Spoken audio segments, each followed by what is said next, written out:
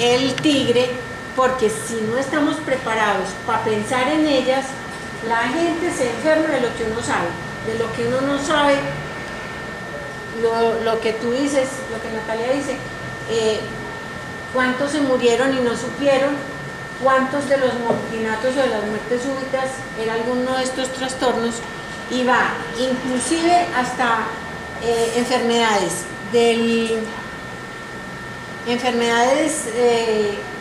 del sistema de conducción cardíaco, que frente a alteraciones de cualquiera de los iones, sea conducida o no por un medicamento, pueden hacer arritmias y el paciente súbitamente muere.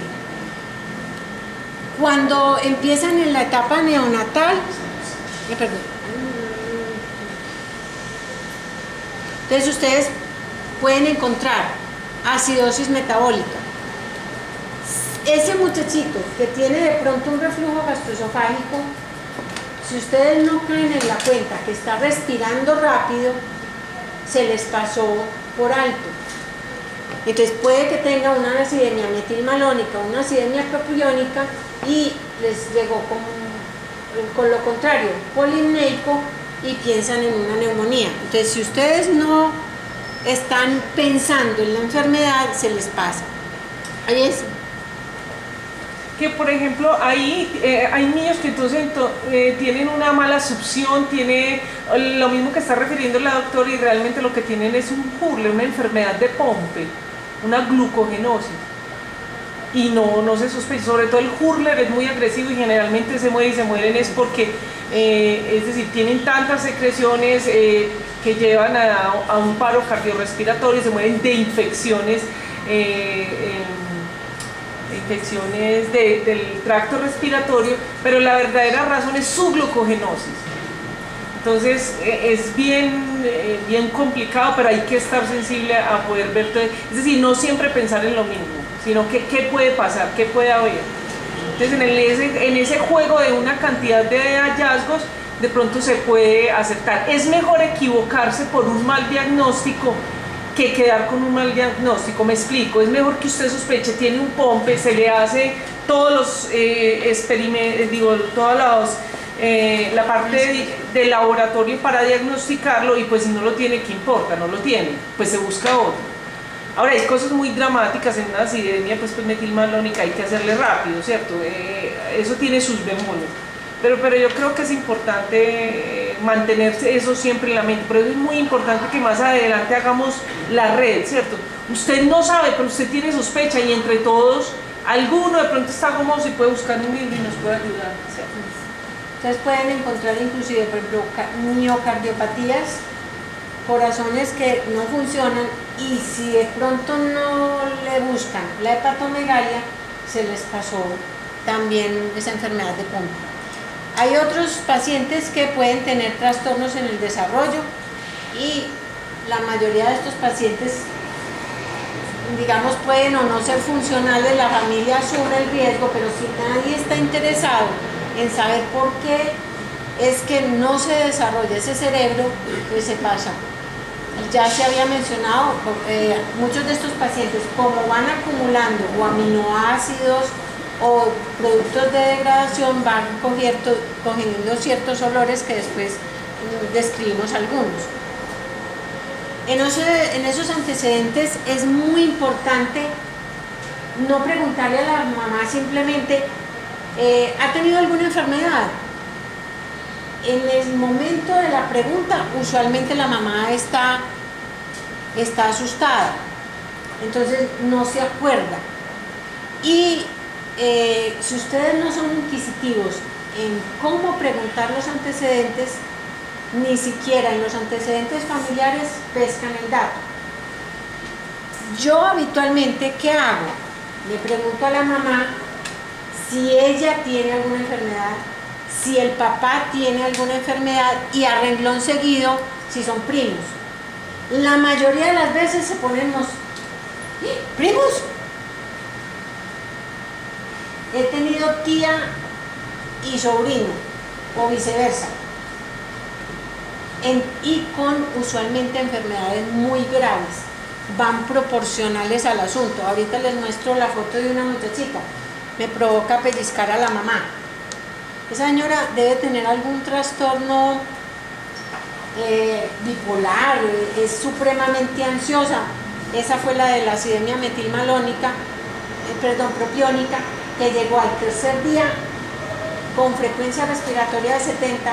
Si ustedes no cuentan la frecuencia respiratoria, se les pasa por alto.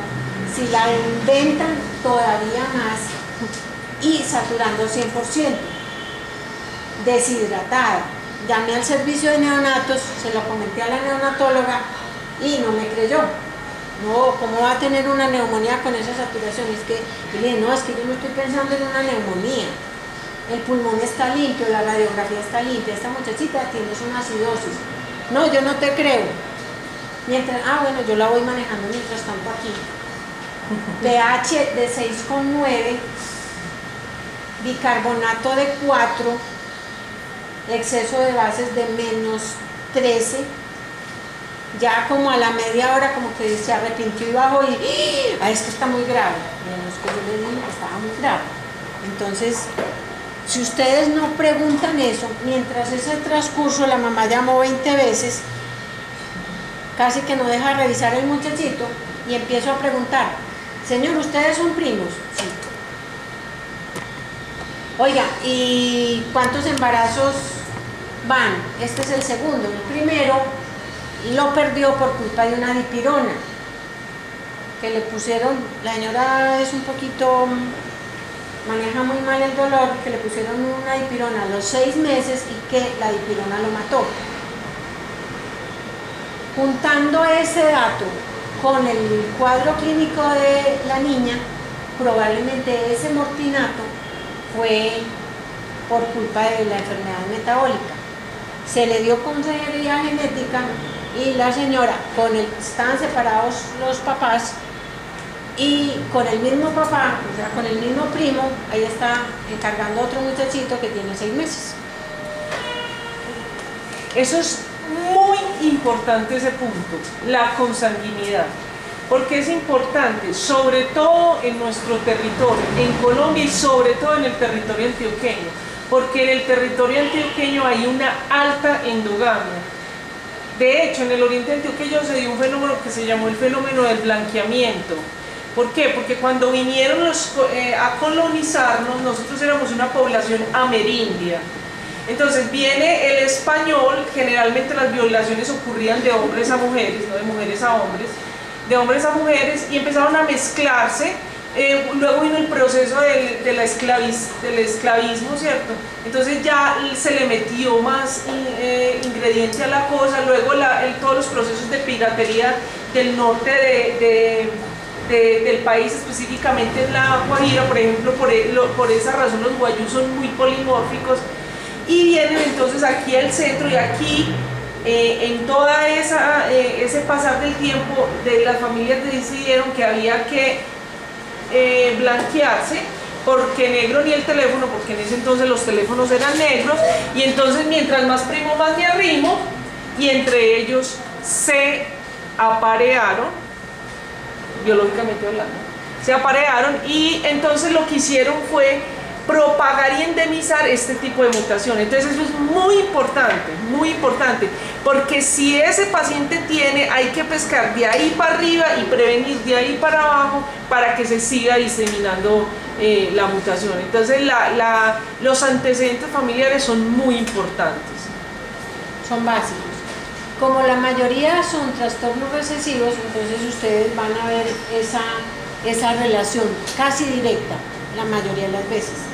De todas maneras, el hecho de que a qué raza pertenecen en un determinado momento los puede ayudar a hacer el diagnóstico. En los franco-canadienses, por ejemplo, aparece la tirosinemia tipo 1. Entre nosotros vamos a tener en los afrodescendientes vamos a tener anemia de células falciformes. Los que son de herencia caucásica vamos a tener en teoría la talasemia. Fueron fenómenos de protección frente al falciparum o al vivax en su oportunidad, pero degeneraron en enfermedades tan graves como estas dos. Pero ojo, pues, estamos también mezcladitos por otros lados. Hay un pacientico que se llama Carlitos, no es albino, blanco, mono, ojiclaro y tiene anemia de células falciformes. Entonces ustedes tienen que hacer una buena anamnesis con un muy buen examen clínico, y si encuentran en un niño menor de 5 años un vaso grande en un paciente anémico que usualmente se ha puesto histérico en forma intermitente y que le duelen los pies, así tenga esas condiciones fenotípicas, hay que pensar en anemia de células falciformes. Los judíos Askenazi, con mayor razón los judíos, ven que los Askenazi son los de herencia alemana, los sefardíes son los españoles.